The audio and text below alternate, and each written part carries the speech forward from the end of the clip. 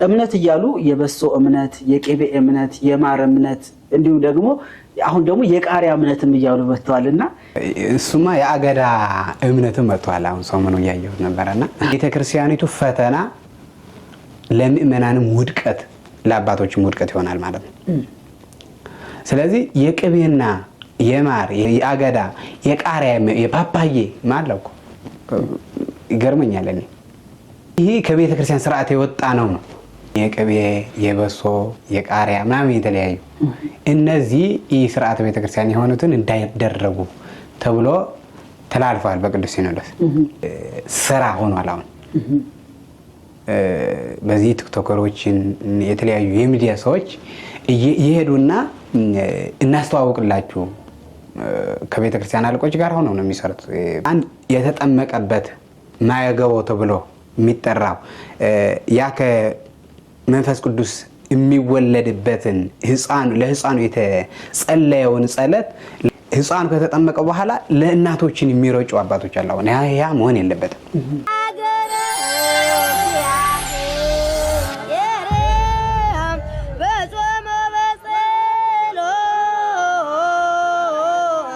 በስመ አብ ወወልድ ወመንፈስ ቅዱስ አሐዱ አምላክ አሜን። ሰላም ክቡራንና ክቡራት በዓለም ዙሪያ የምትገኙ ውድ የኤልሻዳይ ኦርቶዶክሳዊ ሚዲያ ቤተሰቦች መላው ዓለም ናችሁ ይህንን ፕሮግራም የምትከታተሉ በያላችሁበት የክርስቶስ ሰላም ፍቅር ይብዛላችሁ። የእመቤታችን የቅድስት ድንግል ማርያም አማላጅነት አይለያችሁ። እንዴት አላችሁ? እኛ ደህና ነን፣ እግዚአብሔር ይመስገን። ይህ ተናገሩ ድንቅ ስራው ለዓለም መስክሩ በሚለው መርሃ ግብር ዛሬ ለየት ያለ እንግዳ ይዤ ወደ እናንተ መጥቻለሁ። ከእንግዳዬ ጋር ቆይታ እናደርጋለን። እናንተ ይሄ ቪዲዮ ለብዙ ሰዎች ይማሩበት ዘንድ ቪዲዮ ስትጀምሩ ደግሞ ላይክ፣ ሼር በማድረግ ለብዙ ሰዎች እንታደርሱ ከወዲሁ ጋበዝኳችሁ። ለዛሬ እንግዳ አድርጌ ወደ ስቱዲዮ ጋበዝኳችሁ። ከዚህ በፊት ወደ ተአምረኛው ጠበል ደብረ መንክራት አሸዋ ማዶ በሚል ቅዱስ ጊዮርጊስ ከኛ ጋር ጉዞ ተጉዘው የሰማዕቱ የቅዱስ ጊዮርጊስን ድንቅ ተአምር አይተው ተመልሰዋል። ይህንን አያይዞ አንዳንድ ጥያቄዎችን ከእሳቸው ጋር እየተወያየን እንቆያለን። ይህንን ፕሮግራም ደግሞ ወደ እናንተ እያዘጋጀው የማስተላልፈው ወንድማችሁ ዘማሪ ዳዊት ነኝ። ቪዲዮውን ለብዙ ሰዎች አድርሱልን፣ ላይክ ሼር በማድረግ ለብዙ ሰዎች አዳርሱት። እንኳን ደህና መጡ አባታችን። እንኳን ደህና ቆያችሁ። መልካም። እስኪ ራስዎትን አስተዋውቁንና ፕሮግራማችን እንጀምራለን።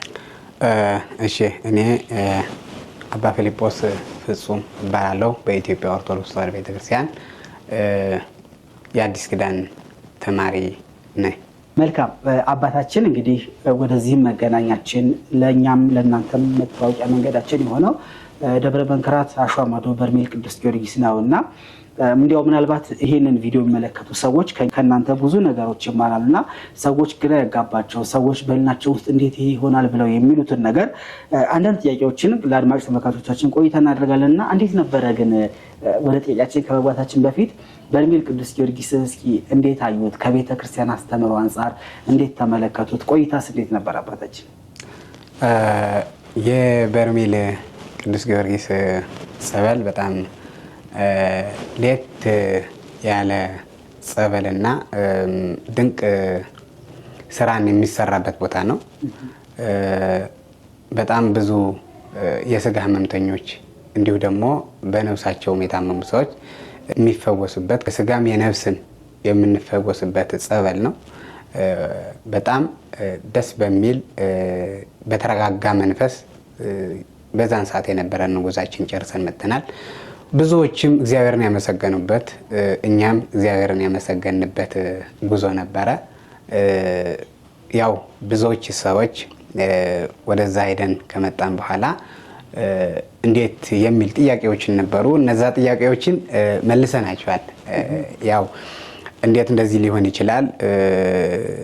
ይህ ጸበሉ እኮ በእንጨት ነው ወይም በተለያየ ነገር ነው በጀነተር ነው ወይም የሚሉ ሰዎች አሉ። ማለት እነዚህ የእግዚአብሔርን ድንቅ ስራ ብዙ ያላመኑ እና ያልተመለከቱ ናቸው ብዬ ወስዳቸዋለሁ። እኔ ግን ያው በጣም ደስ የሚል ጉዞ ነበረ።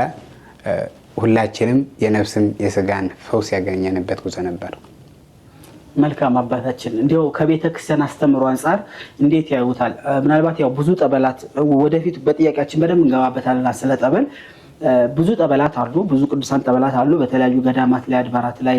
ያው እኛም ኦልሞስት ወደ 10 ዓመት በላይ ብዙ ገዳማት ላይ እንዳለን ብዙ ጠበላትንም ተጠምቀናል። ብዙ ቦታዎችንም ቅዱሳን ስፍራዎች የጠበል ቦታዎችን እናውቃለን እና በርሜል ቅዱስ ጊዮርጊስ ግን ከነዛ ሁሉ ይለያል። ምናልባት ጠበል እንዲህ ነው ተብሎ ከቤተክርስቲያን አስተምህሮ አንጻር የሚገለጽበት መንገድ አለ።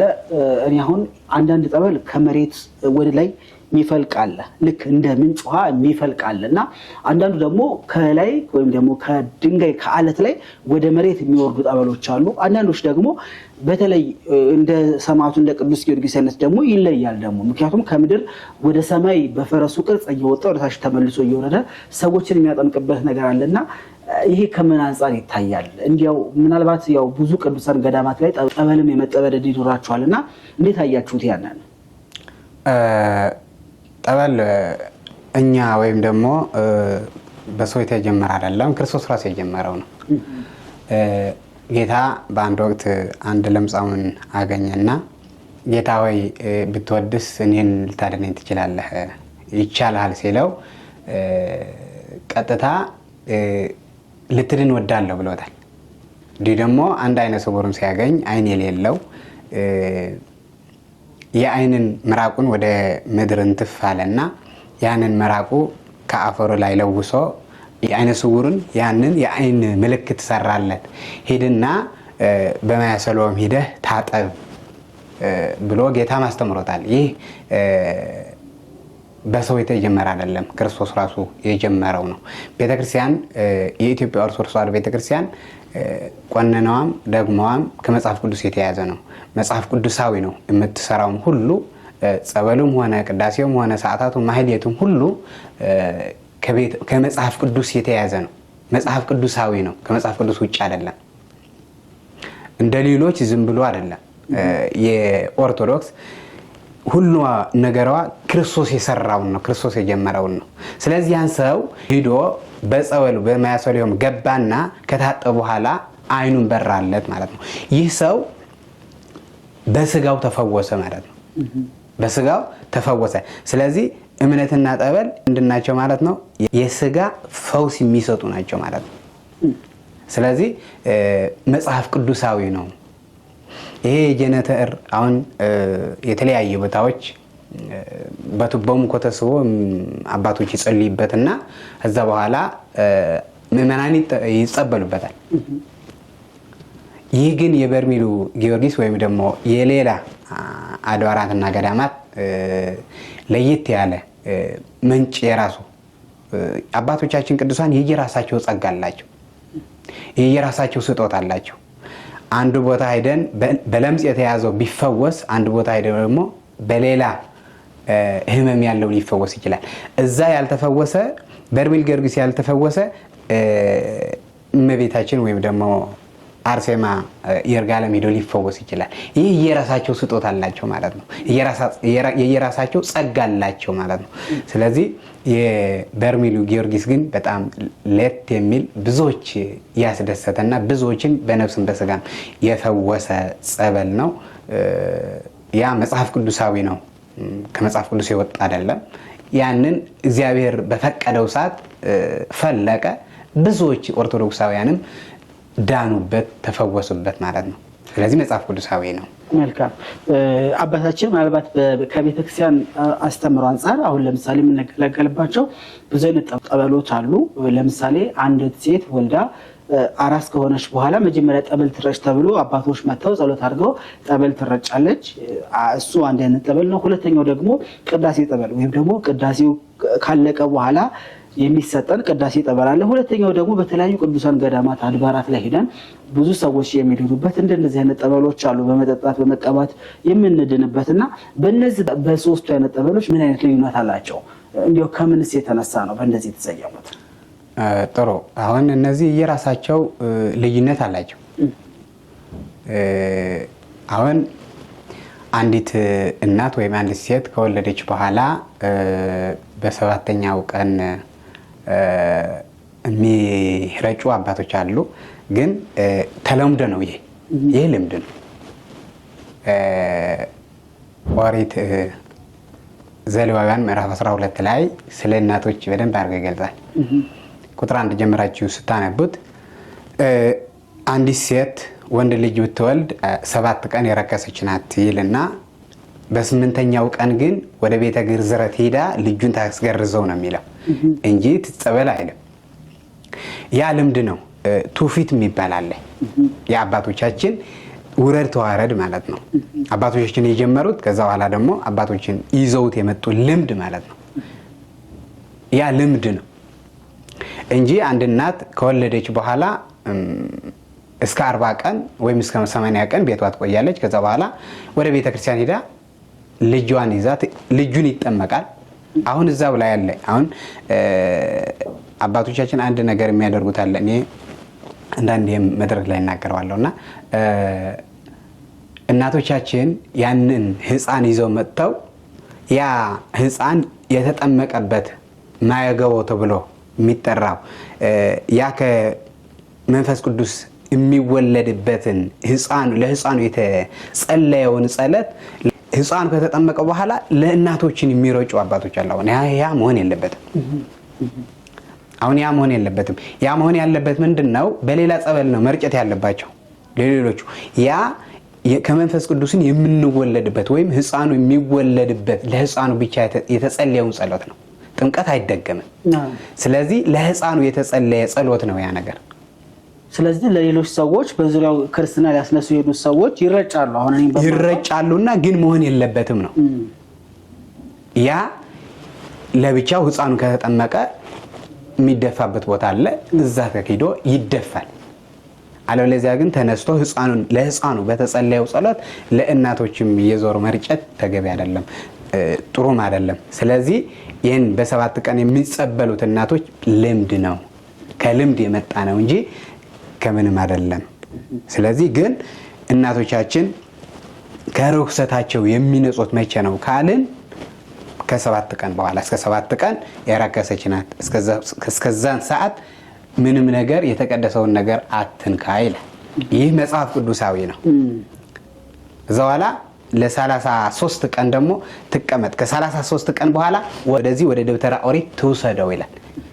ወደ ደብተራ ኦሪት ስም እንዲሰየም ማለት ነው። ደብተራ ኦሪት የተባለችው ቤተክርስቲያኗ ናት። ስለዚህ ወደ ደብተራ ኦሪት ይወስዱትና ከዛ በኋላ ስም ይሰየማል ያንን ሕፃን ማለት ነው። ይህ በብሉይ ኪዳን ነው። በብሉይ ኪዳን አሁን ለአብርሃም የተሰጠው ምንድነው ካልን የጥምቀት ምትክ ግዝረትን ነው ለአብርሃም የተሰጠው ቃል ኪዳን ማለት ነው። 3 ኪዳናት አሉ። ኪዳነ አዳም አለ፣ ኪዳነ ኖህና ኪዳነ አብርሃም ይባላሉ። እነዚህ የየራሳቸው ይዞታ አላቸው ማለት ነው። ስለዚህ በአብርሃም ጊዜ ወይም ደግሞ በዚህ በኦሪት ዘሌዋውያን ላይ የተጻፈውን ምንድነው የሚለው? በ8ኛው ቀን ወደ ቤተ ግዝረት ይውሰዱት ሕፃኑ እንዲገረዝ ይላል። ስለዚህ ያቺ ግዝረት ምንድናት? ጥምቀት ናት ማለት ነው። በአሁን በአዲስ ኪዳን በ40 ቀን እና በ80 ቀን የምንጠመቃትን ወይም ደግሞ ከባህር ዮርዳኖስ ከአብራ ከመንፈስ ቅዱስን የምንወለድበት የሥላሴ ልጅነትን የምናገኝበት ጸበል ነው ማለት ነው። ያን ጸበል ማለት ይሄኛውስ ጠበል አሁን በተለያዩ ቅዱሳን ገዳማት ሂደን የምንጠመቀው ጠበልስ?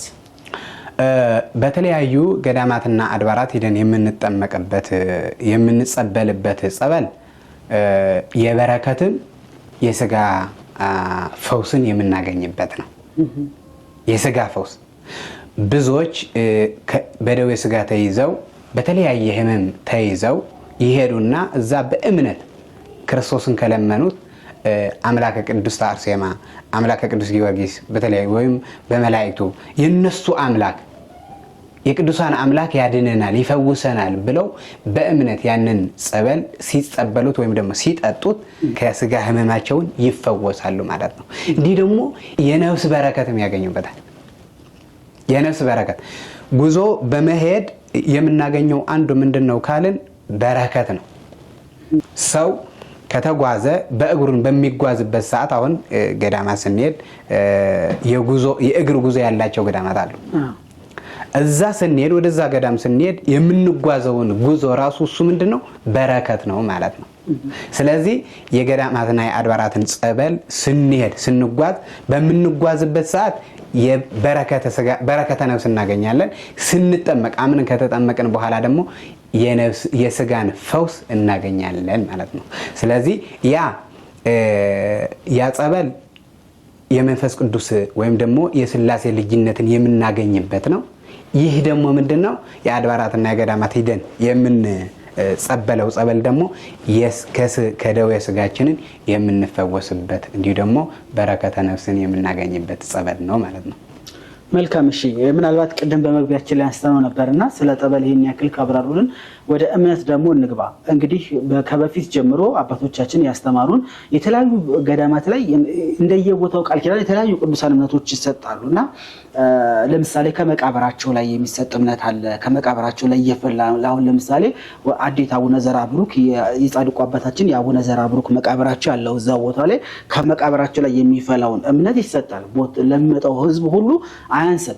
እንዲሁም የተለያዩ ቅዱሳን ገዳማት ስንሄድ የዚህ አይነት ቃል ኪዳን አለ እና ይህ ነገር እምነት ይሰጣል። አሁን ደግሞ በተለይ በዚህ ዘመን በዚህ ትውልድ ደግሞ እምነት እያሉ የበሶ እምነት፣ የቄቤ እምነት፣ የማር እምነት እንዲሁም ደግሞ አሁን ደግሞ የቃሪያ እምነትም እያሉ መጥተዋልና ከቤተ ክርስቲያን አስተምሮ አንጻር ይህ ነገር እንዴት ይታያል? ምናልባት ብዙ ሰዎች የሚሰናከሉበት አለ።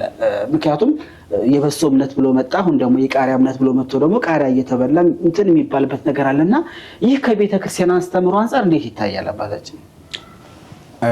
የሚገርም ጥሩ ጥያቄ ነው። እሱማ የአገዳ እምነትም መጥቷል። አሁን ሰሞኑ እያየሁት ነበረና ሶሻል ሚዲያ ላይ የአገዳ ስኳር አገዳ የሚታኘከው ማለት ነው። እሱም መጥቷል። እንዳልከው የቃሪያ መጥቷል። ይህ ከቤተ ክርስቲያን ከስርዓት ቤተ ክርስቲያን የወጣ ነው። በዚህ በዓለማዊ ምን ይባላል ምንድን ነው የንግድ ስራ ሆኗል አሁን። በዚህ ቲክቶከሮችን የተለያዩ የሚዲያ ሰዎች ይሄዱና እናስተዋውቅላችሁ ከቤተ ክርስቲያን አለቆች ጋር ሆነው ነው የሚሰሩት። ያው አለቆች ካሉም የሚያዳምጡ አጋጣሚ ቅር እንዳይላቸው ከቤተ ክርስቲያን አለቆች ሆነው ነው የሚሰሩት። ፍቃድ ተቀበለው በደንብ በፐርሰንት ማለት ነው። ይህን ያክል ከገባ በዚህ እናንተን በምትሰሩት ማስታወቂያ ይህን ያክል ከገባ ከዚህ ከ140% ነው የሚወስዱ ቲክቶከሮቹ ማለት ነው። ስለዚህ የቃሪያ እና የቅቤ ተውና ሌላ ካሏቸውም ይችላሉ። እነሱ የሚፈልጉ አሁን እምነት አይደለም ትኩረት እየተደረገ ያለው፣ እምነቱን ሽፋን አድርገው ቢዝነስ ነው እየተሰራ ያለው ማለት ነው። ስለዚህ ከአፈሩ እምነት ውጭ ያለው ሁሉ ህገወጥ ነው። ይህ ስርዓተ ቤተክርስቲያን ነው ማለት ነው። እንደዛ እንዳንል ደግሞ አባታችን አሁን ለምሳሌ እኔ ወደ ዘብር ቅዱስ ገብርኤል ስትሄዱ 40 መድኃኔዓለም የሚባል አለ። እዛ አሁን የቄቤ እምነት የሚባል አለ። በዚህ የቄቤ እምነት ብዙ ሰዎች ይድናሉ። ቦታውም ላይ ጠይቄ እንደ አንድ ባለሙያ እንደ አንድ ጋዜጠኛ ጠይቄያለሁ። እንዴት የቄቤ እምነት እዚህ ቦታ ላይ ሊሰጥ ቻለ? ከምን አንጻር ነው ብዬ ስጠይቅ እዛ ቦታ ላይ እንግዲህ ላሞች ጥጆች ተወልደው አያድጉም። ወዲያ የአካባቢው ሰው ይሄንን ለመድኃኔዓለም ተሳለ። ላሞቻችን ቢወልዱ ጥጆቻችን ቢኖሩ እኛ ከምናገኘው ላይ ቄቤውን በነፃ ለመድኃኔዓለም እናስገባለን ብለን ተስለን ነው አሉ። በዛም እምነት ደግሞ ብዙ ሰዎች ሲድንበት እናያለን። ግን አሁን ደግሞ ይህ እያለ ደግሞ የበሶ እምነት ብሎ መጣ። እሺ የማር እምነት ብሎ መጣ። አባቶችስ እንዴት ዝም አሉ? የኢትዮጵያ ኦርቶዶክስ ተዋሕዶ ቤተክርስቲያን የራሷ መዋቅር፣ የራሷ ሕግ፣ የራሷ ስርዓት ያላት ናት። በዚህ ልክ እንደ ቢዝነስ የሚታይ ከሆነ የቃሪያ እምነት በዚህ ልክ እንግዲህ እንዳሉት አሁን ደግሞ የሸንኮራ ወይም ደግሞ የአገዳ እምነት ብለው ካመጡ ነገ ደግሞ የቲማቲም ወይም ደግሞ ሰምቲንግ የሆነ ነገር ብለው አለመምጣቱ አይቀርም። እንግዲህ ቤተክርስቲያን ስርዓት አላት። የተጻፈ ህገ መንግስት በሌለበት ሰዓት እንግዲህ ህገ መንግስት የራሷ ህገ መንግስት ያላት ስትመራ ፍትሐ ነገስት ብላ ሰይማ በራሷ ስትመራ የነበረች ለሀገር አይደለም ለዓለም ሂውጅ የሆነች ለማትመዘን ትልቂቱ ቤተክርስቲያን በዚህ ልክ ዝቅ ስትል ለምንስ ዝም ማለት አስፈለገ? ይህ እንዴት ይታያል? እንደው ምናልባት ይህንን ቪዲዮ አይተው ከጠቅላይ ቤተ ክህነት ሊሆን ይችላል በተለያየ መስኩ ይህንን መልስ መስጠት እንችላለን የሚል ከሆነ በዛ አጋጣሚ ሚዲያችን ክፍት ነውና ከምን አንጻር ይመስላችኋል አባታችን ይህ ነገር ሊነሳ የቻለው ከምን አንጻር ይመስላችኋል? አይ አይደለም ብለን ስንል በቅቤ እምነቱ ካንሰር ውጭ ድረስ እየተላከ ብዙ ነገር ግን አሁን የቃሪያ የበሶ እኔ ምንም ውስጤ ሊቀበሉ አልቻለም እና ይህ ከምን አንጻር ሊታይ ይቻላል አባታችን? ይህ ባለፈው በቅዱስ ሲኖዶስ ተወስነዋል እንዳይደረግ ተብሎ ማለት ነው። አይታችሁ ከሆነ ሚዲያ ላይ ተነግሯል። የቅቤ የበሶ የቃሪያ ምናምን የተለያዩ እነዚህ ስርዓተ ቤተክርስቲያን የሆኑትን እንዳይደረጉ ተብሎ ተላልፈዋል በቅዱስ ሲኖዶስ። ስለዚህ አንድ በዚህ በቅቤው ላይ አሁን ያልከውን ወንድሜ ለንጋ አው ስዕለት ሰው የተለያየ ስዕለት ሊሳል ይችላል። የተለያየ ስዕለት በሬም እኮ የሚሳሉ አሉ። የተለያየ የስጋ አይነትም የሚሳሉ አሉ። ያ ስዕለት ሰዎችን ተስለውት ያንን ስለተደረገላቸው አይደለ ስዕለታቸውን የለመኑትን ስለተደረገላቸው አይደለ እግዚአብሔር ሲፈጽምላቸው ያንን ስዕለት የሚያመጡት። ያንን በሬ አርደን እምነት ማድረግ አለብን ማለት ነው። እንደዛ እኮ ነው መሆን የለበትም። እየተረዳኝ ነው። አሁን እነዛ ሰዎች የቅቤ እምነቱ የሆነው እኛ በዛ ቦታ ላሞች አይወልዱም ነበረ፣ ወልደውም አያሳድጉም ነበር። ስለዚህ እግዚአብሔር ይህንን ስንለምነው ስለፈጸመልን ይህንን ቅቤው ወደ ቤተክርስቲያን ወደ መድኃኔ ዓለም እንዲገባ አድርገናል አለው አይደለ? ምእመናኑ አስገቡ አይደለ ስጦታቸውን። አባቶች ካህናት ደግሞ ምን አደረጉ? እምነት አድርገው አቀረቡት ማለት ነው። ይህ መሆን የለበትም። ቤተክርስቲያን የራሷ ቀኖናና ዶግማ አላት። በዶግማና በቀኖና ነው የምትመራው ቅዱስ ቤተክርስቲያን። ስለዚህ እነዚህ ሰዎች እኔ አባ ፊልጶስ አንድ አምጥቼ ይህንን እምነት ነው ብዬ ህግ ልሰራ አይፈቀድልኝም፣ አልችልም። ስለዚህ የገባውን ስዕለት እምነት እያልን የምናቀርበው ከሆነ ለቤተ ክርስቲያኒቱ ፈተና፣ ለምእመናንም ውድቀት፣ ለአባቶችም ውድቀት ይሆናል ማለት ነው። ስለዚህ የቅቤና የማር የአገዳ የቃሪያ የፓፓዬ ማለቁ ይገርመኛል። ይሄ ከቤተ ክርስቲያን ስርዓት የወጣ ነው ዋና የአፈሩ ስለምን ሆነ ብንል ክርስቶስ ራሱ ቀብቶታል ያን ሰውዬ።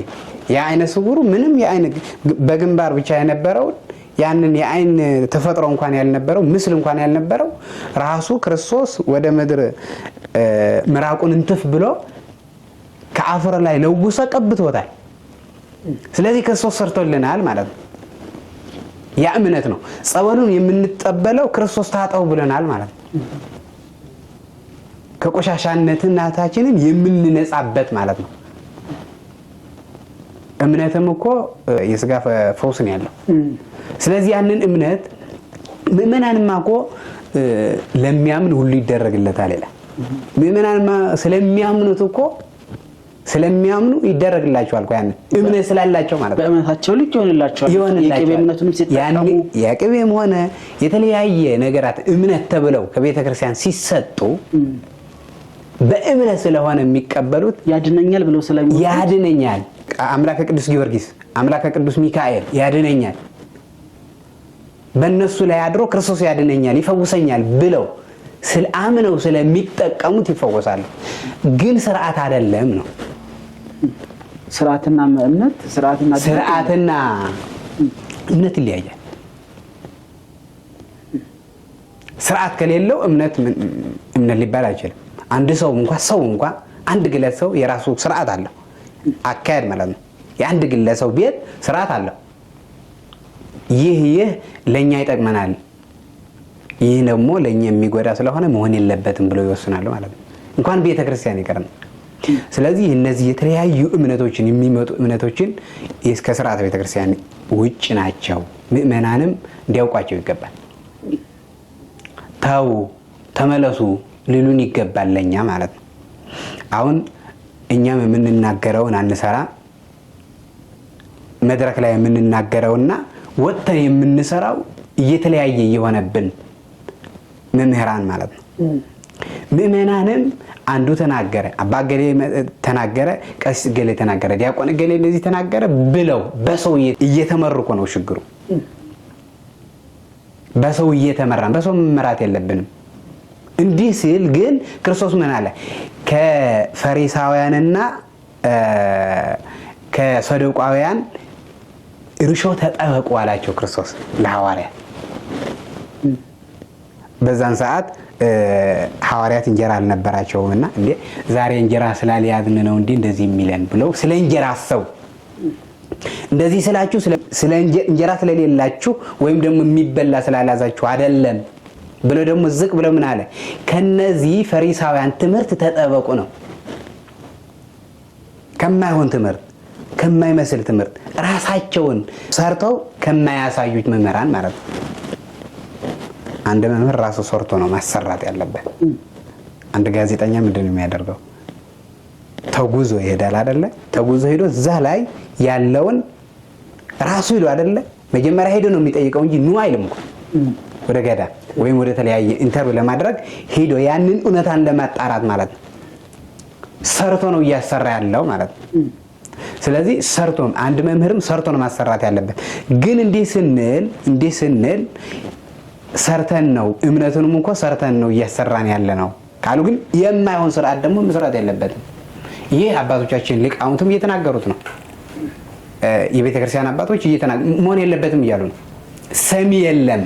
ምእመናን ምን እየሆኑን ያሉት? እንዴት ሊሆን ይችላል? አባ ገሌ አይነካብን አይነት አለ ማለት ነው። እኔ አሁን የኔ ተከታዮች አሉኝ ማለት ነው። መሆን የለበትም። እኔ ሳጠፋ አይ አጥፍተሃል እንደዚህ ይህንን ጥፋት ስለሆነ መመለስ አለብህ መባል አለብን ማለት ነው እንጂ ዝም ብለን አባ ገሌ አይነካብኝ አይነት አለ። ስለዚህ ይህ የቃሪያ እምነትም የተለያየ እምነትም ህግ አይደለም፣ ከስርዓት ውጭ ነው ማለት ነው። አዎ ምንድነው ይሄን ርዕሰ ጉዳይ ያነሳውበት ትልቁ ነገር በዚህ ጉዳይ እንግዲህ በቅርብ ነው የተጀመረው። አሁን የማዕረ እምነት የቅቤ እምነት ሲባል ቆይቶ ነበረ። አሁን ደግሞ ወደ ምን መጡ? ወደ በሶ እምነት መጣ። የበሶ እምነትም እንደገና ደግሞ ዝም በምንል ሰዓት ደግሞ እንደገና ደግሞ ወደ ቃሪያ እምነት መጣ። የቃሪያ እምነት ዝም ሲባል ደግሞ ወደ ምን መጣ? ወደ ሸንኮራ ወይም አገዳ እምነት ተብሎ መጣ። ነገ ደግሞ እንዳልኳችሁ ወደ ብዙ ነገር መሄዱ አይቀርምና ይህ ለብዙ ሰዎች እርግጠኛ ነኝ ለብዙ ኦርቶዶክሳውያን መሰናክል ይሆናል። ምክንያቱም ነገ በምንበላው ነገ በየጊዜው የምንጠቀመው ነገር እምነት ነው ተብሎ ሰዎች የኢትዮጵያ ኦርቶዶክስ ተዋሕዶ ቤተክርስቲያን የራሷ የሆነ ስርዓት ያላትን ግን ስርዓት አልበኝነትን ሰፍኖባት ሰዎች መሰናከልና አልባሌ ነገር ውስጥ ማሰብ የለባቸውም። አድማጮቻችን፣ ተመልካቾቻችን ከአባታችን ከአባ ፊልጶስ ጋር በድጋሚ በሌላ ርዕሰ ጉዳይ በሰፊው የምንመጣበትና የምንወያይበት ይሆናል። አባታችን እንዲያው ምናልባት ከቤተ ክርስቲያን አሁንም ከቤተ ክርስቲያን አስተምሮ አንጻር በእንደነዚህ አይነት ርዕሰ ጉዳዮች አድማጭ ተመልካቾቻችን ጥያቄ ሊሆንላችሁና ከአባታችን ጋር በምን መልኩ ቀጥሩ የምትሉንን ጥያቄ የሆነባችሁን ነገር በዚህ ጉዳይ ጠይቅልን ማለት የምትፈልጉ ካለ እንግዲህ በኮሜንት አስቀምጡልን። ጥሪያችን አክብራችሁ ስቱዲዮ ድረስ ስለመጣችሁ ከልብ አድርጌ በአድማጭ ተመልካቾች ስም አመሰግናለሁ። እኔም እንግዳ አድርጋችሁ ወደዚህ ወደ ታላቁ ሚዲያ ስለጠራችኝ አመሰግናለሁ። እግዚአብሔር ይስጥልን፣ በድጋሚ ያገናኘን። እናንተም የልቦናችሁን መሻት እግዚአብሔር ይፈጽምላችሁ። ምእመናንም እግዚአብሔር ከእናንተ ጋር አይሆን። የቅዱስ ጴጥሮስና ቅዱስ ጳውሎስ ዋዜማን ያለ ነው። የእነሱም በረከታቸው ረድኤታቸውን ይደርብን። እነሱ ስራ የሰሩትን እኛም እንድንሰራ ቅዱስ ፈቃድ ይሁንልን ክርስቶስ። አመሰግናለሁ። አሜን። እሺ አድማጮቻችን፣ ተመልካቾቻችን ለዛሬው ከአባ ፊልጶስ ጋር ያደረግነው ቆይታ ይህንን ይመስል ነበረ። በቀሪ የኤልሻዳይ ኦርቶዶክሳዊ ሚዲያ ዝግጅት እስከምንገናኝ ድረስ ቸር ሰንብቱን። ሰላም ሁኑ። ሰላም ያገናኛል።